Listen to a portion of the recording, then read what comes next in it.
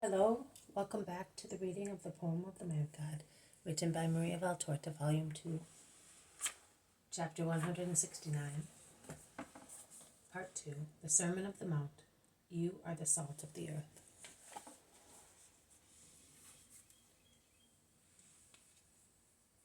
In this first test of my 12, those who have given most are the ones who forgot themselves most. They forgot not only their past, but also their limited personality. They are the ones who no longer remembered what they were, and were so united to God as to be afraid of nothing. Why were some standoffish? Because they remembered their habitual scruples, their usual considerations and prejudice. Why were others laconic? Because they remembered their doctrinal inability, and they were afraid of cutting a bad figure or causing me to cut one. Why the showy ostentation of others? Because they remembered their usual pride, their desire to show off, to be applauded, to rise above the others, to be someone. Finally, why the sudden revelation of a triumphal, rabbinic, persuasive, firm eloquence in others? Because they, and they alone, did remember God, like those who so far have been humble and have endeavored to pass unnoticed, and at the right moment were able all of a sudden to assume the preeminent dignity conferred on them, and which they never wanted to exert before, lest they should presume too much. The first three groups remembered their inferior ego. The other group, the fourth, remembered their superior ego and were not afraid. They felt God within themselves and in themselves and were not afraid. O holy boldness which comes from being with God! Therefore, now listen, both you apostles and you disciples. You apostles have already heard these concepts, but now you will understand them in a greater depth. You disciples have never heard of them, or you have in greater depth. You disciples have never heard of them, or you have only heard fragments of them, and you must engrave them on your hearts, because I will make a wider and wider use of you, as Christ's flock is becoming more and more numerous, because the world will attack you more and more violently, and its wolves will increase in number against me, the shepherd, and against the flock. And I want to put in your hands the weapons to defend both the doctrine and my flock. What is sufficient for the herd is not sufficient for you, little shepherds. If the sheep are allowed to make mistakes, browsing in herbs which make the blood bitter or desires crazy, you are not allowed to make the same mistakes, leading a large herd to ruin, because you must realize that where there is an idolatrous shepherd, the sheep either die of poison or are devoured by wolves. You are the salt of the earth and the light of the world. But should you fall in your mission, if you should fail in your mission, you would become a tasteless and useless salt. Nothing could give you a flavor again. Nothing could give you flavor again, since God could not give you it, considering that it was given to you as a gift. And you have desalted it by washing it in the insipid, dirty water of mankind, by sweetening it by means of the corrupt sweetness of sensuality, thus mixing with the pure salt of God the corruption of pride, avarice, gluttony, lust, wrath, sloth, so that there is a grain of salt to 7 times 7 grains of each vice. Your salt, therefore, is but a mixture of stones in which the poor grain of lost salt cannot be found, a mixture of stones screeching under your teeth and leaving in your mouth the flavor of earth that makes food disagreeable and disgusting. It is not even useful for inferior human employment. The salt, then, can only be spread and trodden on by the careless feet of the people. How many people will thus be able to tread heavily on the men of God? Because those chosen men will allow the careless people to trample on them, as they no longer are a substance employed to give the flavor of noble heavenly things, as they are nothing but corruption. You are the light of the world. You are like this mountain top, which was the last to be kissed by the sun, and the first to be silvered by the moon, who is in a high place shines and can be seen because even the most dreamy eye looks now and again at high spots.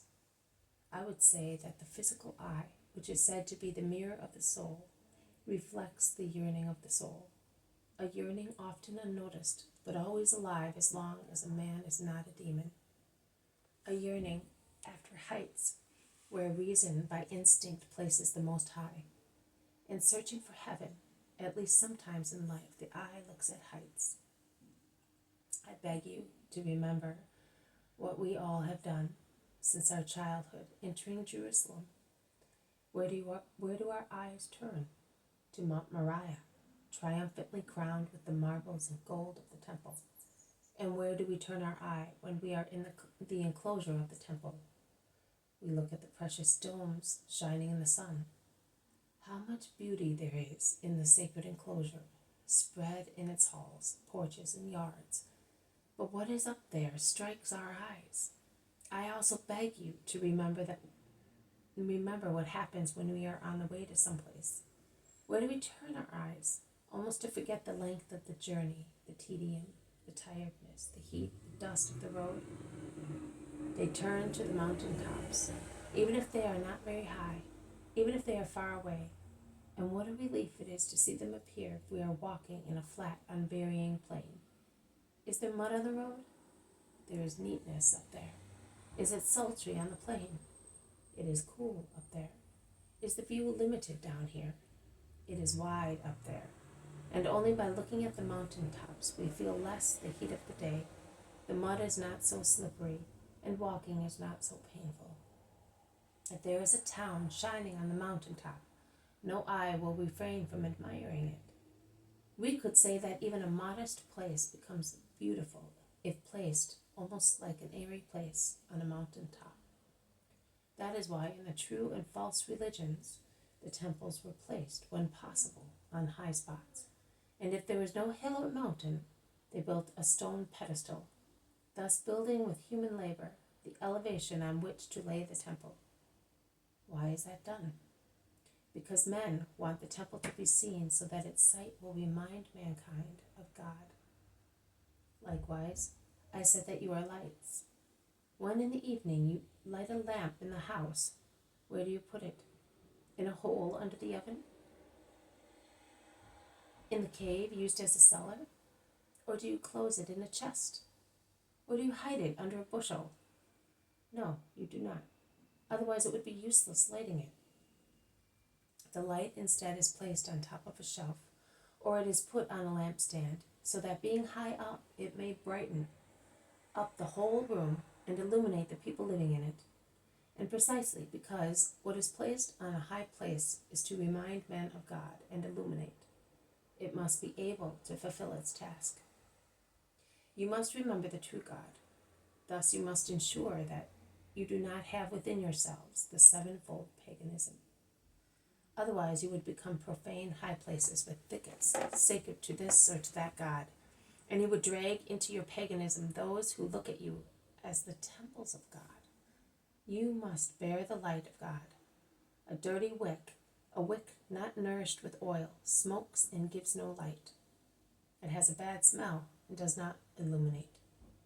A lamp hidden behind a dirty quartz crystal does not create the splendid gracefulness or the dazzling effects of light on the bright mineral, but it fades behind the veil of black smoke that makes the crystal cover dull. The light of God shines where wills are zealous in removing daily the scum produced by work itself, with its contacts, reactions, and disappointments. The light of God shines where the wick is immersed into plenty liquid of prayer and charity. The light of God multiplies into infinite splendid reflections, as many as the perfections of God, each of which excites in the saint a virtue practiced heroically. If the servant of God keeps the unattackable courts of his soul clear from the smoke of every soiling passion, the unattackable courts, unattackable, Jesus thunders out in this conclusion, and his voice resounds in the natural amphitheater. Only God has the right and the power to scratch that crystal, to write his most holy name on it with the diamond of his will. That name, then, becomes the ornament that emphasizes the brighter facets of supernatural beauty on the most pure quartz. But if the foolish servant of the Lord, losing control of himself and the sight of his mission, a completely and solely supernatural one, allows false ornaments and scratches instead of engravings to be cut on his quartz, that is, mysterious and satanic figures made by the hot claw of Satan, then the wonderful lamp no longer retains its intact beauty, but it cracks and breaks, and the fragments of the splintered crystal suffocate the flame. And even if it does not break, a tangle of marks of unmistakable nature forms on its surface, and soot penetrates into them, spoiling it. Woe, 3 times woe to the shepherds who lose charity, who refuse to climb day by day to take upwards their flocks that expect their ascent in order to ascend themselves. I will strike them down and remove them from their positions, and I will put out their smoke altogether. Woe, 3 times woe to the masters who reject wisdom to become saturated with a science which is often opposed and always proud, sometimes satanic because it makes them men, whereas, listen and remember, if every man is destined to become like God, through the sanctification that makes man a son of God, a master, a priest should already have in this world the aspect of a son of God, and only such aspect. He should have the aspect of a creature entirely devoted to souls and to perfection. He should have such aspect to lead his disciples to God.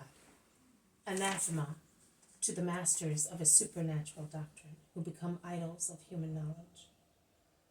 Woe, 7 times woe to those among my priests who are dead to the spirit, who with their lack of savor and ill-living flesh live as miserable, sluggish human beings. Their sleep is full of hallucinated apparitions of everything except God, one and trine, and is full as well of all sorts of calculations, except the superhuman desire to increase the wealth of hearts and of God. They live a material, miserable, dull life, dragging into their dead water those who follow them, believing that they are life. The curse of God on those who corrupt my little beloved flock. I shall not ask an account, and I will not punish those who perish through your laziness, O negligent servants of the Lord, but I will ask you to account for every hour, and all the time lost, and all evil consequences, and I will punish you. Remember those words, and now go. I am climbing to the top. You may sleep. Tomorrow the shepherd will open the pastures of truth to his flock. This has been a reading from the poem of the Man God, written by Maria Valtorta, Volume 2, Chapter 169, Part 2, The Sermon of the Mount. You are the salt of the earth. Thank you for listening. I will see you tomorrow. May God bless you, and may peace be with you.